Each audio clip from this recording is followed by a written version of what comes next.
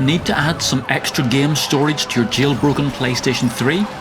By adding an NTFS, exFAT or ext4 drive, you can launch game backups directly from a USB drive without having to install them on your internal hard drive. Let me show you how.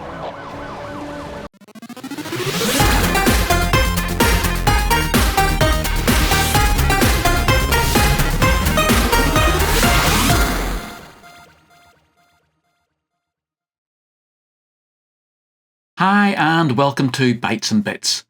If you've been following my channel, you know that I've been playing around with my PlayStation 3 recently. I've been hacking it and installing some custom firmware and then loading loads of games onto its internal hard drive. Now this is one of the great features of having one of these retro consoles, so that you can play any game you want from your legally obtained backup files. But constantly adding games to your internal hard drive is quickly going to fill it up, especially if you're using one of the original hard disks for the PlayStation 3 that only tended to have a couple of hundred gigabytes to use. So one option, and one I highly recommend, is upgrading your internal drive with a second-hand laptop drive. Now I did make a video on how to do this a while ago, so please do have a look at this if you want to try it out. So in that, I swapped my console over to a 1TB drive, and that only came to about £25 or $30. But another very easy way to increase the game storage on your PlayStation 3 is to use an external drive. Now unfortunately, the issue with external drives is that the PlayStation 3 can only read FAT32 formatted drives. Now this format imposes a maximum individual file size limit of 4 GB. Now if you've ever copied over a PlayStation 3 game in ISO or package format, you'll know that most games just don't fit inside that. So NTFS, exFAT and ext2, 3 and 4 are drive formats that support much larger file sizes. So we need a way of allowing our PS3 console to read these disk formats. Now luckily, there are homebrew apps that allow us to do just that. So let's find out how to run games from modern format hard drives.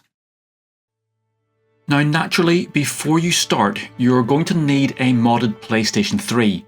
Now if you haven't yet hacked your system, then make sure to check out either my PS3 Hen installation video or my EvilNat custom firmware tutorial to get yourself up and running. And again, I'll put links to those down in the description.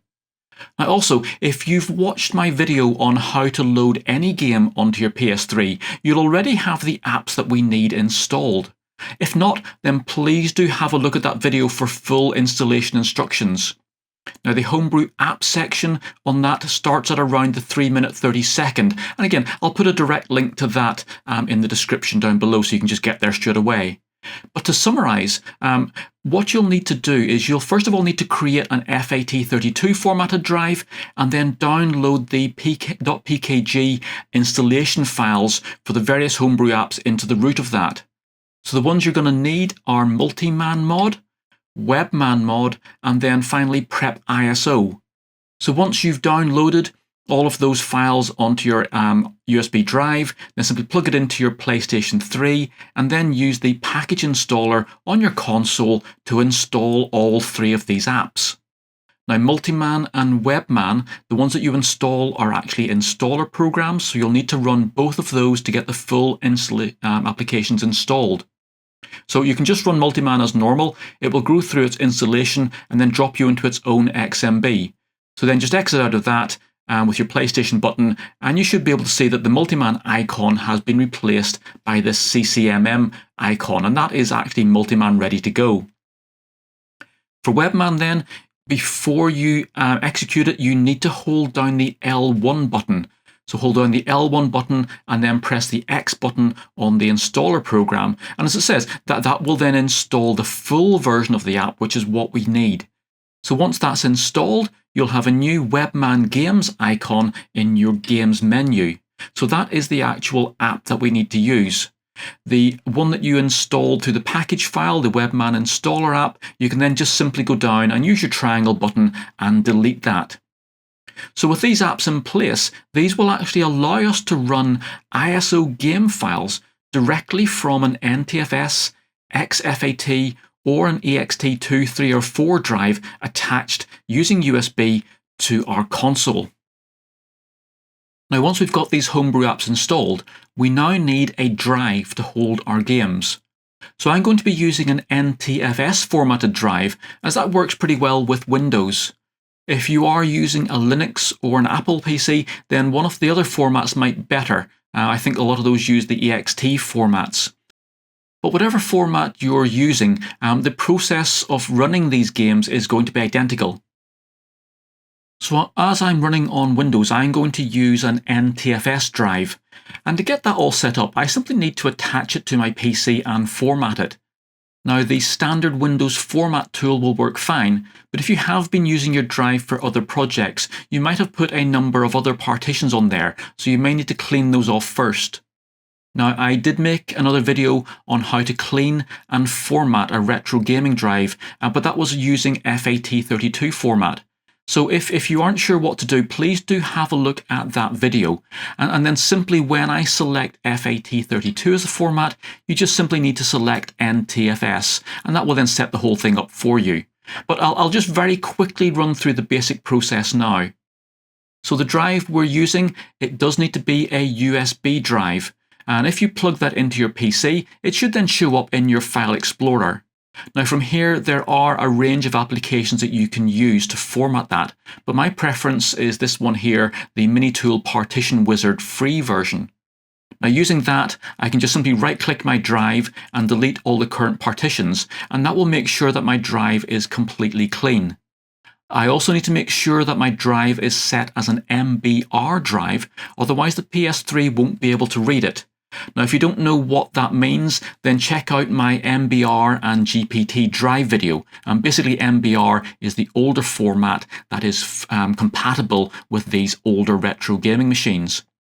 Now, next then, I need to right-click the unallocated area and create a new partition. I'm just going to set its format then to NTFS and just make sure then that it's going to fill the whole drive. I can also then give it a volume name, and once I've gotten that, I can just then OK that job and it'll be added to the list. So all I need to do now is to check that I'm formatting the correct drive, and please do check that you are formatting the correct drive, and then just simply click the apply button.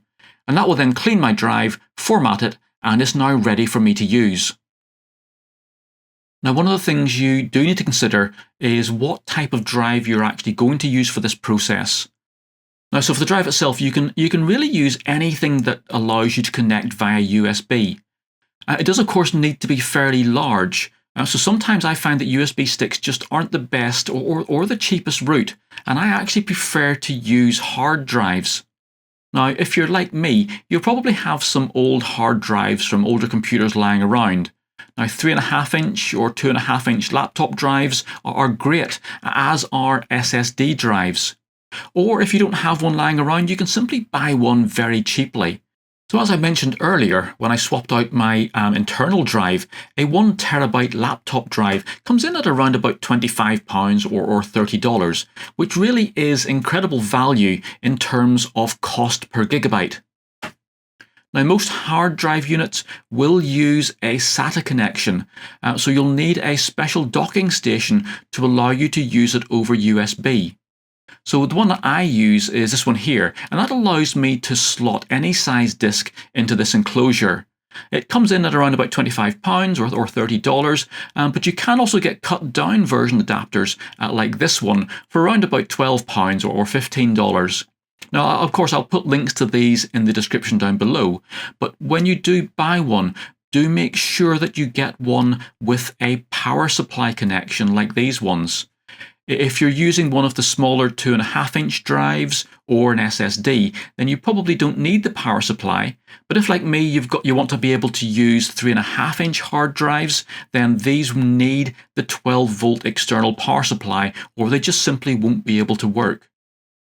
Now, to get it to work, all I need to do here is I just need to plug my drive unit into the SATA connector on my dock, then attach up my 12-volt power supply, because I'm, of course, using this 3.5-inch drive, and then connect the USB lead into your PC, or eventually, as we'll see, into our PlayStation 3. So on your PC or your Mac or whatever, try and use a USB 3 connection if you have one. And these will usually be marked.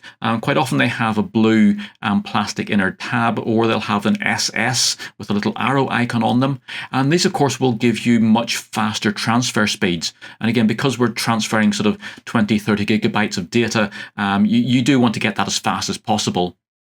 So once you've got your drive all ready, it's time to start installing some games. Now, this process of running your games from an external drive, it does require them to be in ISO format. Now, if you have looked through my game installation video, again, I'll put links to that down in the description, then you'll know that there are three main formats that PS3 games will come in. So ISO format is one of those. You'll also find the .pkg and .rap downloads, and then JB folder. So if you're working with a .pkg, .rap download, then you will need to actually copy that across, as shown in my general installation video, onto your internal drive and install it from there. There isn't really a workaround for that. If, however, you've got a JB folder formatted download, this is one where basically you have a folder with all of the game files in that folder, then we can actually turn these into ISO files. And I'll actually show you how to do that towards the end of the video after we've got everything working. So for now then, let's assume that you've actually gone and you've either got your files, your games as ISO files, or you've then created an ISO disk image from your JB folder file. So we are working now then with our ISO disk images. So first of all then, you do need to make sure that we've got our decryption keys for our ISO files. So most of the PS3 game disk dumps are encrypted, and you do require a special digital key to unlock them. Now usually your console will do the unlocking for you, but you do need to give it the key. So quite often an ISO download will come with its matching key. If not, you can try and use one of the standard redump keys from this website. Now make sure that the key you use exactly matches the version of the game you're using. And if you're in doubt, then try downloading an ISO file from a redump file store. And that will just make sure that you have the right version of the dump. Now just so you know, a redump is one of the game software archiving organizations that keep track of these game archives. Now once you've got your ISO files and the matching keys, we simply need to copy them over to the NTFS drive, but they must go into a PS3 ISO folder on the root of that drive. So open up your transfer disk, make a folder in the root called PS3 ISO, and make sure that's all in capitals, and then just copy all of your ISO and matching D key files into that. So once all of those are copied over, the disk is now ready for play. Just before we get that set up though, just one thing I want to point out. If you find at the end of this process that you get an invalid ISO or an encrypted ISO message coming up and your system is not able to auto-decrypt them, then there is a way around that, and I did go through that in full in my standard game installation video. So instead of repeating it here, just please do go and have a look at that. So back on our PlayStation then. So at the moment I haven't got my NTFS drive attached, but if I have a look in my webMAN game section, again, this will let me see what webMAN can see at the moment. So in my PlayStation 3 games, you can see I've got 16 games in there. And if I go into that section, you can see, so I've got the game title, and then underneath that it tells me what drive it's on and what folder it's in. So all of these games, of course, then are currently on my internal hard drive. So let's come back out now to the main XMB. So what we need to do is I need to now attach my USB drive, my NTFS drive. So let's plug that in. Okay, so that's plugged in now, and PS3 has access to it. If we go across to our video or our music, obviously the PlayStation itself can't read an NTFS disk, so that does not show up. So what we need to do is we need to use one of those apps that we downloaded at the beginning, this Prep ISO. And as it says on the thing there, it's going to go off and scan the system to see if it can find any NTFS or exFAT drives that are attached to the system. And then it's going to scan inside those for ISO files. So let's run that. So after a few seconds, that will have completed its scan. So if we now go up to our webMAN games, you can see now that inside our PlayStation, we have added a couple of ISO-based, well, a couple of games anyway. We haven't found out they are ISO yet, have we? So let's go in there. And there we see. So if I now look through here, we should find that eventually some of those will come up as being on my NTFS drive 0. And there we have my Formula 1 2013 is listed as an ISO on my NTFS drive. And really that's all I need to do to get it to access them. If I now select that drive, what webMAN is doing, it's now doing its normal mounting that as a virtual DVD drive. So you can see now that we have it listed in our normal game menu. And there we have our F1 2013. And of course, if I simply select that, it will automatically decrypt that ISO file, because of course I gave it my decryption key, and boot up the game. And there we have our Formula 1 2013 all up and running. Now obviously on this I have my webMAN settings set to block access to the PlayStation network, so that's why I'm getting this message coming up here. So again, the game was trying to go on there and log me in obviously, but we don't want that happening, so I can just press the back button to get out of that. And there we are now in the game, and of course we can go off and play anything that we want to. So that's running our games through webMAN mod. Now similarly, if we want to use multiMAN, we can do exactly the same. So if I start up multiMAN, so as you can see in my games list, I have my games, but these are all stored on my hard drive. So if I want to use my NTFS external drive with multiMAN, again I need to go through the similar process. So if I come across to my multiMAN menu at the side here, you can see that there is an option to scan my connected NTFS USB drives. So if I just plug in my NTFS drive now, so once that's got itself all set up, I can then just select the scan option, and that should now scan it just exactly the same way that Prep ISO did. So that will drop me back into my multiMAN. So I come across now to my games, I should find that I have now some on my NTFS drive. Now you can see that my Formula 1 2013 is on my NTFS drive, and it's an ISO file. And again, all I simply need to do is to select that. A multiMAN will then mount that as a virtual DVD drive on my PlayStation 3. It will then drop me back into my XMB, and I should find Formula 1 2013 sitting there. And again, I can then just select that, and it will now run that from the virtual DVD drive. And there we are, Formula 1 2013 all coming up as normal. So that's the basic process of getting our games to run from our NTFS drive using either multiMAN mod or webMAN mod. But obviously there are other types of backup files that we might want to use. So as we've seen now, this process relies on our games being in ISO format, and that's how we mount them using this NTFS drive. Now I did mention earlier on that the PS3 backup games do come in two other formats. So we have what are known as package files. So if I open up this archive game here, we'll see that that is in a different format. Okay, so inside that archive, we have a .pkg file and a .rap file. Now these need to be transferred across onto our internal hard drive, and then they get installed on there.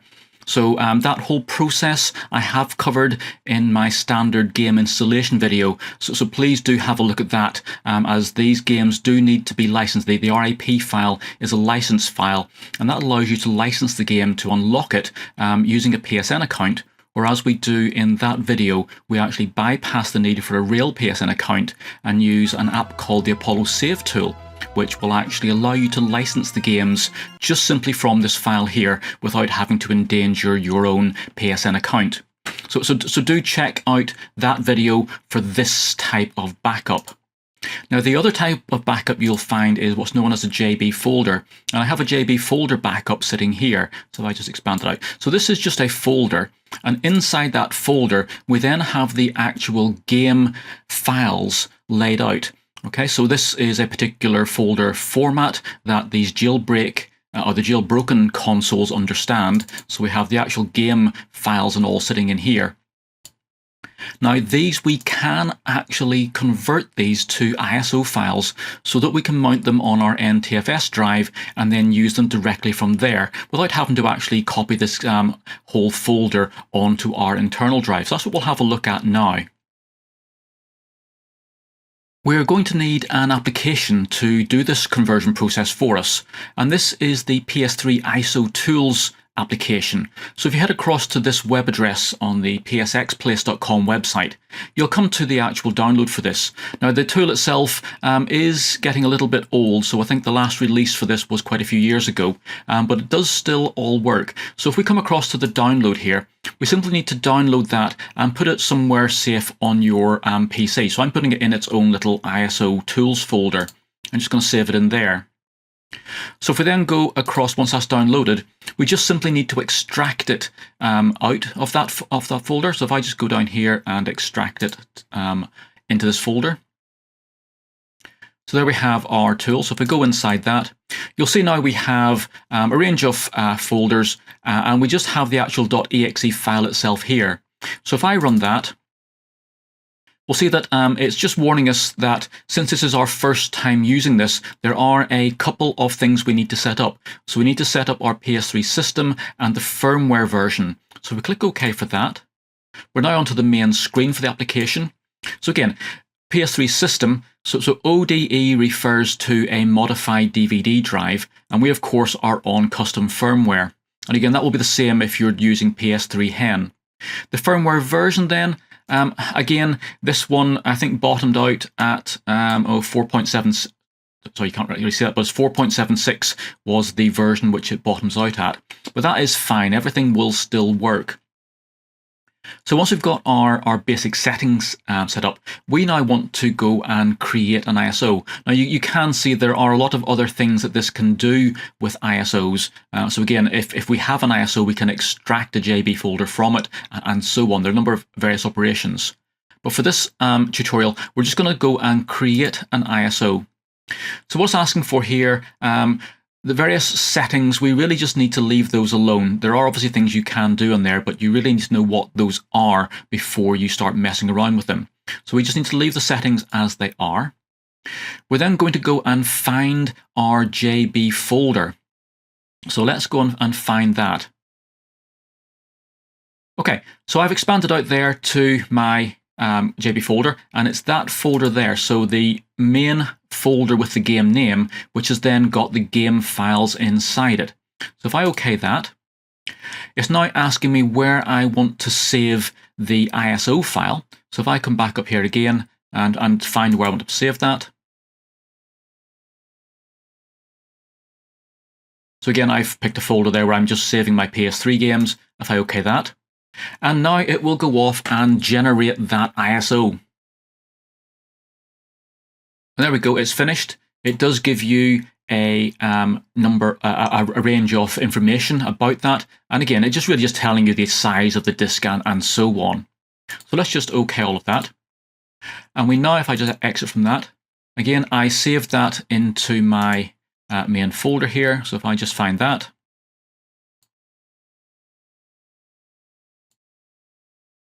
and there we have our install disk. So again, it's given it it's identified what game that is and given it its number.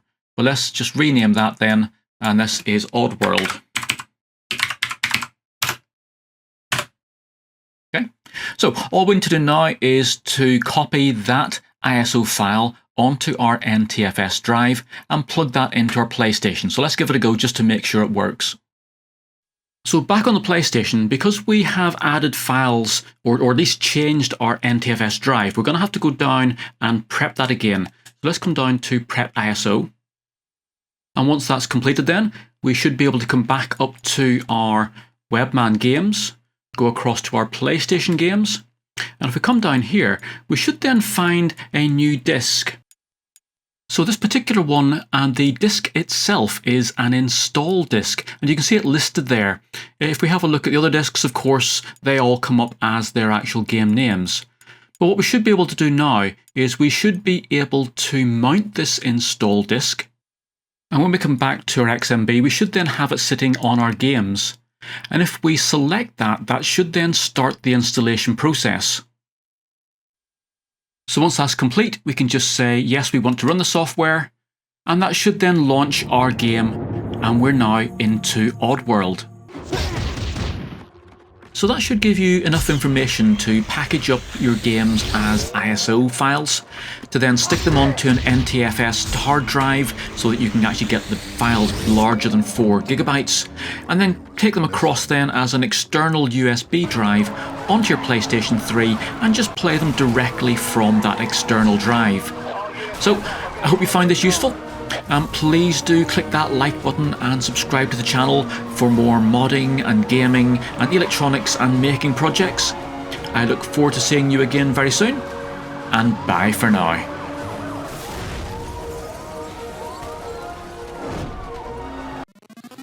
For more games programming, electronics projects and retro gaming, please make sure you like this video, subscribe to my YouTube channel and visit my website.